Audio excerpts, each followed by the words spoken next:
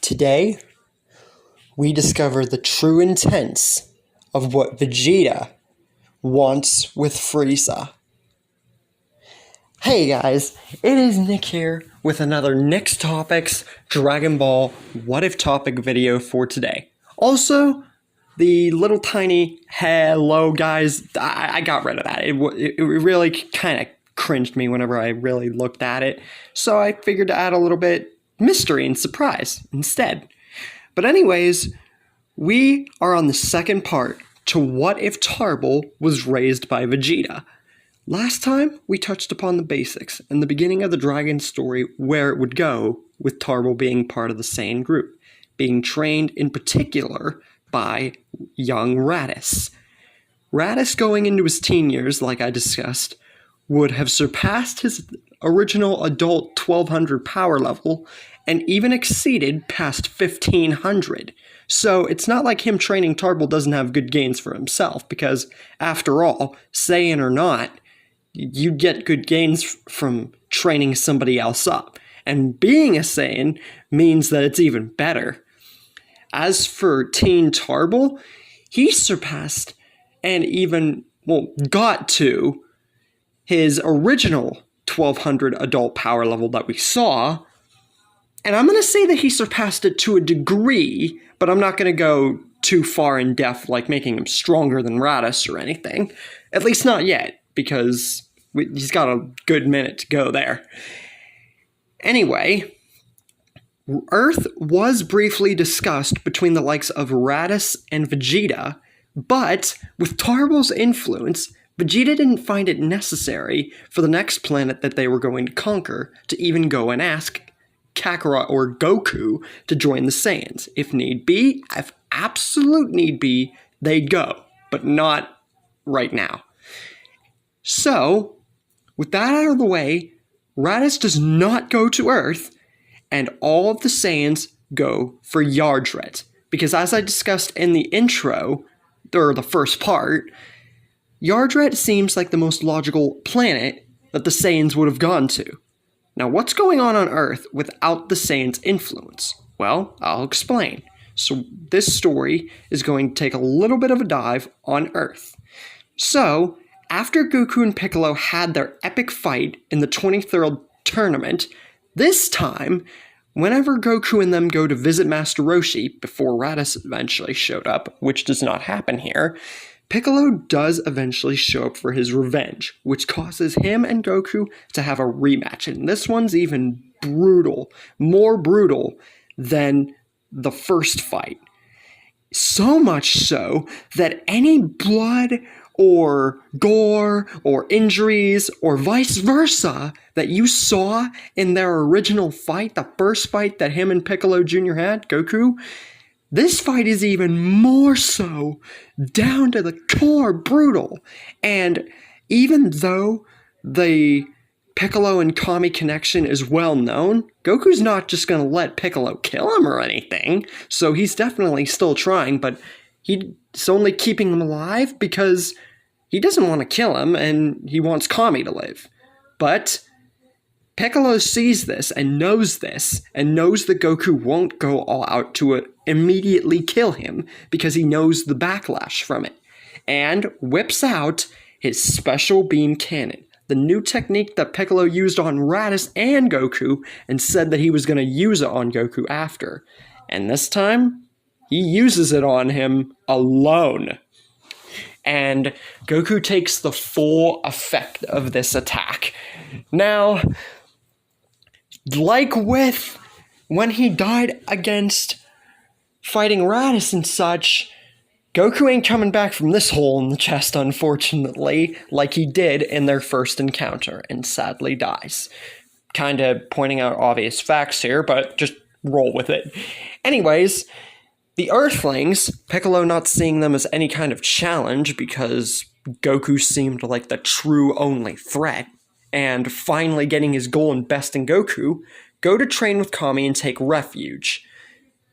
As does Gohan, who was involved in all of this too. Now, you would think that Chi-Chi would be very against this, considering the fact that this guy just killed her husband and everything else, but the group tells her that Gohan would be much safer training and with them.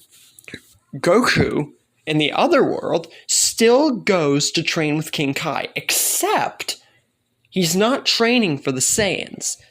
He's training to beat Piccolo. So something tells me that he would have probably got the same amount of training, but I feel like it would be done far more early and not as big of a boost in his power. I say he probably reaches the 2,000, 2,500 range, if that. Because he doesn't need that big a boost against Piccolo, and King Kai would probably know this. So, whenever Goku does get resurrected eventually, probably through Kami or Master Roshi and Bulma, somehow, ultimately, because Piccolo wouldn't really be interested in the group at this point in time. Even if he did know that Goku would come back, he'd probably enjoy it, because he wouldn't know about King Kai. But this new Goku puts Piccolo in his place almost immediately. And that's pretty much what had been going on Earth.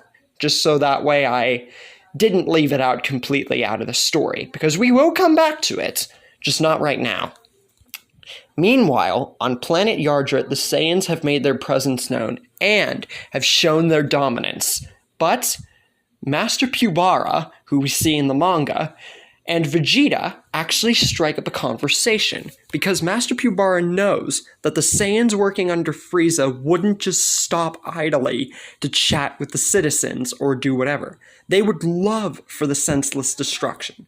So, he strikes up a deal. Well, Vegeta strikes up a deal with Master Pubara, because they know about the Yardratian techniques by this point in time. So, he tells Master Pubara that if he wishes to live, he will train up all the Saiyans, and the planet and the civilians will not get harmed.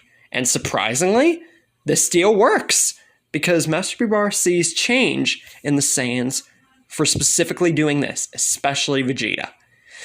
Afterwards, Vegeta tells everybody that they're going to see Frieza and plan an excuse so that way they can get the training they need. Because if Frieza were to catch wind, the plan would fall apart. Now, Tarble, being among all this, his calmness and soft nature in the original does definitely not compare to the ways that he's trained as a Saiyan now, because he's just as every bit of Saiyan as Raditz, Nappa, and Vegeta, now that he's been raised by them. But hearing this from Vegeta, that he's going to make an excuse, and he's starting to think, what plan? Because they work for Frieza. Why would they need this training? To be better in the army? But he pushes these thoughts aside as they return to planet Frieza for their update. All of the Saiyans get to Frieza's main planet, and Vegeta, above all, confronts Frieza and tells them that they have found a planet of very high value, and the civilians on it are quite strong and might be good for the army, but they will be gone for some time to check out the planet and determine its true value. Frieza is a little bit confused by this, because by now, the planet would have already been conquered or destroyed. But the excuse doesn't seem all that lackluster in the forms of the Frieza Force, so Frieza just pushes this aside, not really caring too much about the Saiyans in all honesty, and lets them go. And this seems all too easy, but Vegeta is reveling in this secretly. He has not only gotten this far in his plans to triumphantly kill Frieza, but he fooled the Emperor by lying straight to his face, and he believed him. This could not have gotten any better. And the Saiyans make their way back to planet Yardrat. What is the training that they are going to accomplish? Will it have something to do with Earth in the future? What will happen to Frieza if the training goes well? And that's where we leave things for the moment. Hope that you guys have enjoyed the second part of the story. Hope you guys like my little kind of intro sequence, now that I've changed it up again. Wanted to make it something less cringy, so to speak. But regardless, whether or not, hope you like this part, and I will see you guys next time.